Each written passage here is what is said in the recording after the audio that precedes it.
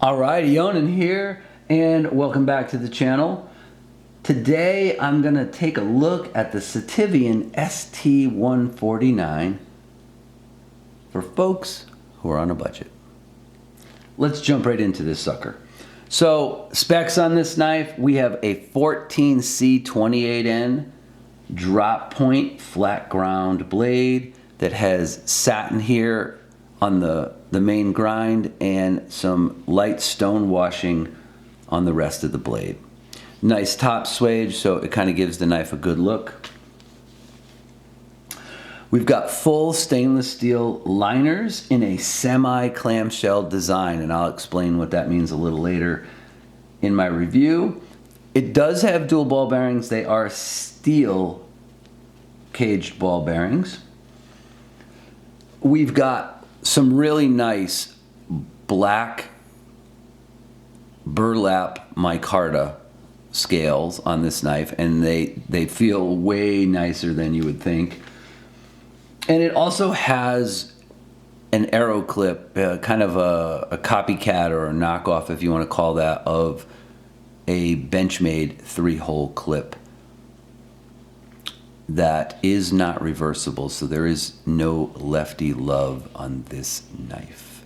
It deploys via flipper tab. There is a blade cutout hole. You can deploy it that way. I do not find it super comfortable. And some other basic specs on this, we've got 3 1/4 inches of usable fine edge. We've got a scale length of 4 1/8, a tip to tail overall length of 8 1/4, and a weight on my digital scale of 4.9 ounces. So let's get into what I like. First of all, this is a full-size knife. Here I am in hammer grip with my large glove-sized hands. There's room to get a thumb on there, never mind another finger. You can easily get a thumb on the back of this knife. So this gives you an idea that this is a pretty good size knife. This is not a tiny knife at all from Sitivien. It's an excellent full-size knife, good steel, a very simple looking knife. It's very functional. Like I said, it has solid ergos on it. There's some nice jimping, some functional jimping on the top of the knife here for your thumb to rest on. The burlap micarta scales are really, really solid looking. I mean, they just look great. There was a couple of fuzzies on there, and they wore off, like around the top, the edges of the scales, the top and over here, and they wore off like the first day I carried this knife. So now the thing feels great, and the fuzzies don't really bother me. I mean, if you don't like fuzzies, you can always take a tiny bit of like 2000 grit sandpaper and just go like that, and they'll rub right away. Mine wore off, just came off after a couple days, so that was fine.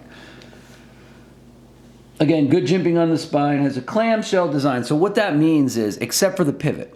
So this whole knife, you can take the pocket clip off, and you can take the screws off, and you can take the pivot off, and the knife stays together other than that, right? So if you just wanted to take the blade out of this, all you have to do really to disassemble the knife is just remove the pivot. The whole rest of the knife stays together, including the back spacer and all that. So that's actually screwed on from underneath on this knife. And I think that's a pretty cool design. It would have been nice if they just milled out the scales right there, and you would have had a 100% clamshell design with one more screw right there. Boom, you'd have been golden, right?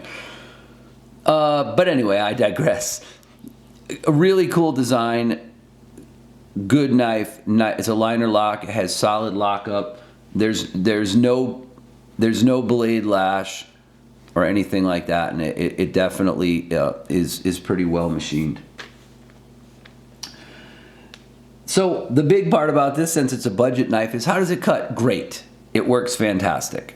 I carried this knife a bunch of days to work and doing some little projects around the house in the garage. One of the big things I do here is I constantly am cutting up boxes because we order a lot of stuff. And this thing worked fantastic for all those cutting tasks. Little light stropping after using it for a couple weeks, right back to where it was. So the steel is held up well. It's satin. You do have to wipe it off. It's clean now, but it did get some gooeys on it and some fingerprint smudges and things like that. But again, nothing too bad for a budget price knife in this size range. So let me talk about, are there any dislikes for the knife, right? So one of the things is, even though it's got the Benchmade style pocket clip on it, the arrow pocket clip, as it's called, arrow, as you can see, because it looks like an arrow, it doesn't go all the way back. So it'd be interesting to change this design out maybe and go to something with a little deeper carry clip. If you don't mind having this much of the knife stick up out of your jeans or your pants, it's good to go. It's a perfectly functional, extremely comfortable clip. It does not really get you anywhere there because it's a pretty good design in terms of that. But I kind of wish they had gone with a deep carry clip. It would have moved this way back and out of your way and let you carry the knife a little deeper in your pocket. And then the other thing too is that it was fully functional, but it was a little gritty when I got it. I could feel and hear some grittiness in it. So I disassembled the knife, and of course I found some machining lube in there and some little gritty pieces that probably wouldn't have kept you from using the knife, but I went ahead and cleaned all that up, and that's how I found out that it's a semi-clamshell except for the pivot. The whole rest of the knife is all built to be one piece. Kind of interesting. But once I cleaned it up, cleaned the bearings out and re-lubed them and put the knife back together, this thing is really, really sweet. So it's just about, it is pretty much drop shutty. It takes just a tiny, tiny bit of flick and the knife will fall right down there. So good action if that's what you're looking for. And then finally, it is noticeably a little handle heavy. The balance point on the knife is back here. That kind of makes sense because it's a full stainless steel liner with a stainless steel clip. It's got a back spacer on it, which by the way does add some really nice grip texture to the palm swell backspace area here when you've got it in hand. But it's a little bit handle heavy, and it makes sense because there's not really much going on here in the way of lightening. There's a couple of tiny little milled spots in the back here, in the middle and the back, but it would have been nice if they'd have moved that milling back a little further on both sides. Could have maybe made the knife feel a little more balanced. So a little handle heavy, but again, nothing to be worried about. All right, so let's give you some size comps. So the first knife I'm going to show you is the Sitivien Riffle, one of my all-time favorites. This is just a little bit bigger than the Riffle, little bit, but they both have fairly straight, flat handle designs with a little curve at the back. The Riffle obviously is curved more. Blade shape is similar, right? So, you know, obviously the Riffle's a little fatter bellied, and the grind is slightly different on this, but it gives you a good idea size-wise. And then the Riffle is certainly a narrower knife. It's definitely smaller in your hand. But again, that gives you a comparison there. And then let's show you one other knife. Let's go with the Doug Ritter Hogue. Let's put this up here. So a lot of people have the Riffle, and a lot of people have the Doug Ritter RSK. And you can see that the Sitivien is a little longer. If I match up these handles, the pivots are pretty close.